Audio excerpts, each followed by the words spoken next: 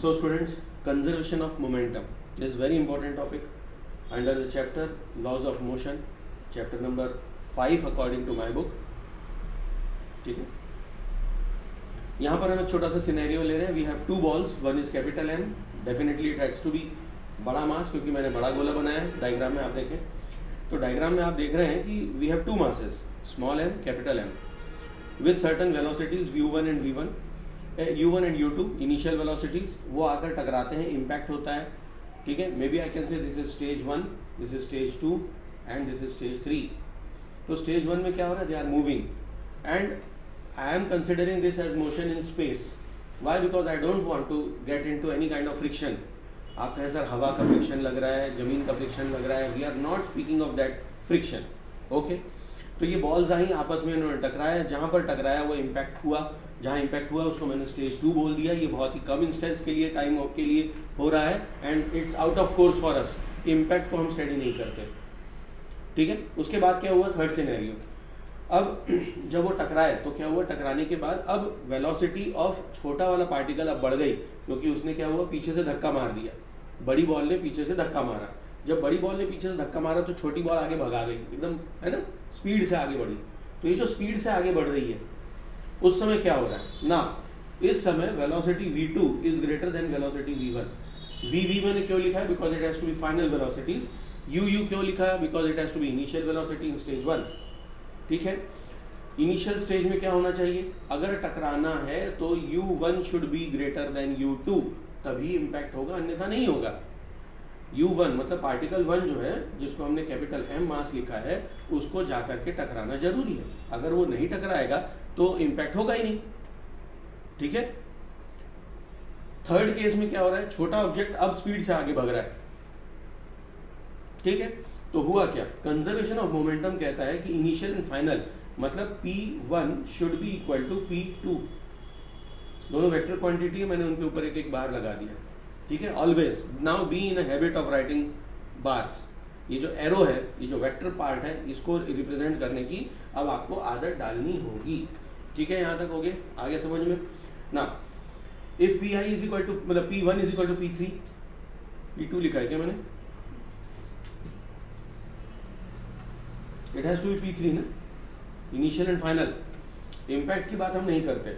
ठीक है, तो हो क्या रहा है, I can write m u1 मतलब momentum plus small m u2 should be equal to capital M v1 plus small m v2, और यही कहलाता है कंजर्वेशन ऑफ मोमेंटम. यही सिनेरियो है कंजर्वेशन ऑफ मोमेंटम. आगे समझ में. So this is concept of conservation of momentum. Initial momentum should be equal to final momentum.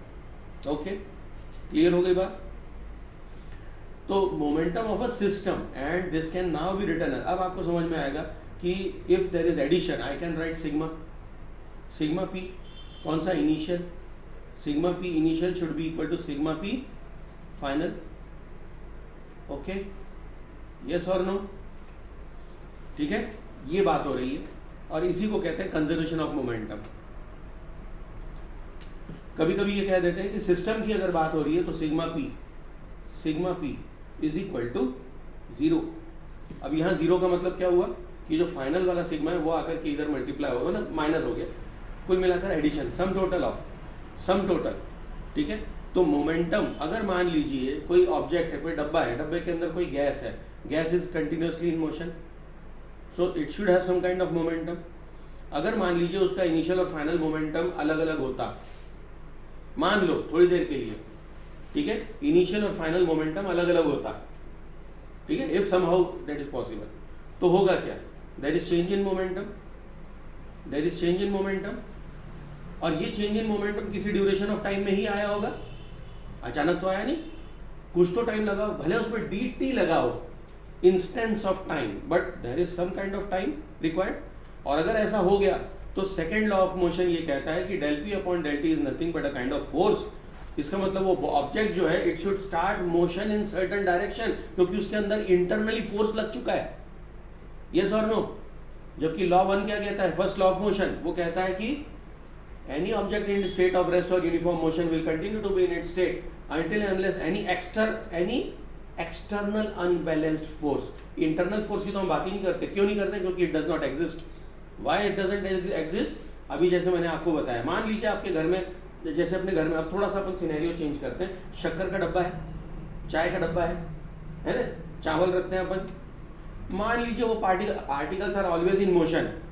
उसके अंदर के जो पार्टिकल हैं, चलो आप कहें नहीं सर शक्कर थोड़ी मूव करती है. अरे शक्कर नहीं करती, उसके अंदर जो पार्टिकल्स हैं, एटम्स हैं, वो तो कंटिन्यूसली इन मोशन है, उसमें इलेक्ट्रॉन्स मूव कर रहे हैं. यस, मान लो उनका कोई एक नेट डायरेक्शन मिल जाए, they have some kind of change in momentum, तो वहाँ फोर्स लग जाएगा. शक्कर के दाने चलते हुए नजर आएंगे और चलते चलते क्या होगा, वो डब्बे को पलटा देंगे, फिर डब्बा रोल करने लगेगा. होना चाहिए? ऐसा नहीं होना चाहिए. क्या ऐसा होता है practically? It's not possible. Internally there is no force in dead objects ना, डेड ऑब्जेक्ट्स. और हम फिजिक्स में डेड ऑब्जेक्ट्स की ही बात करते हैं. We do not speak of any living object ना. आपके अंदर वो ड्राइविंग फोर्स है कि नहीं सर मुझे पढ़ना है, आपके अंदर वो जज्बा है, राइट, एक डिटर्मिनेशन है जिससे आप अपनी पढ़ाई को बूस्ट कर सकते हैं. You can change your force, you can have internal force applied on your self, जिससे आप पढ़ाई की तरफ अग्रसर हो जाएं.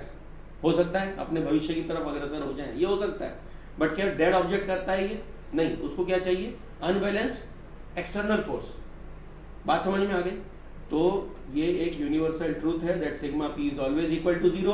That means for a given system, उसके अंदर इसका इनिशियल मोमेंटम और उसी का final momentum should always be equal to zero. ये दोनों बराबर होने चाहिए या इनका सम टोटल जीरो होना चाहिए. ये बात समझ में आ गई? And this concept is called as conservation of momentum. ठीक है. कभी कभी इसी बात को कैसे लिख दिया जाता है? गेन और लॉस के टर्म्स में. गेन और लॉस के टर्म्स में. एक ने अगर लॉस किया दूसरा गेन करेगा, कहानी खत्म. ठीक है. Why? Because it has to be some total zero. एक का अगर लॉस हो रहा है तो दूसरे का गेन हो रहा है. कहां पर यूज होता है? Recoil case.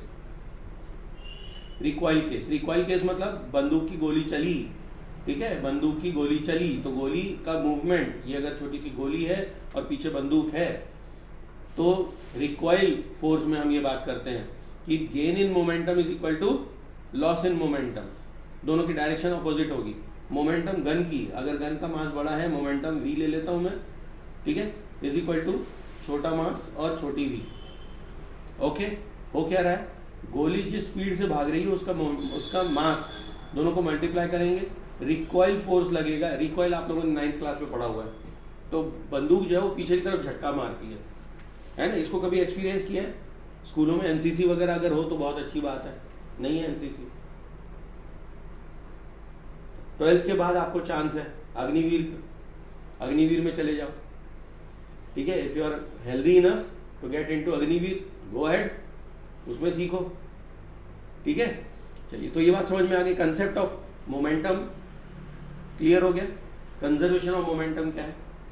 चलिए, so that's all. Let's close for the day. Thank you students. Take care. Vande Mataram.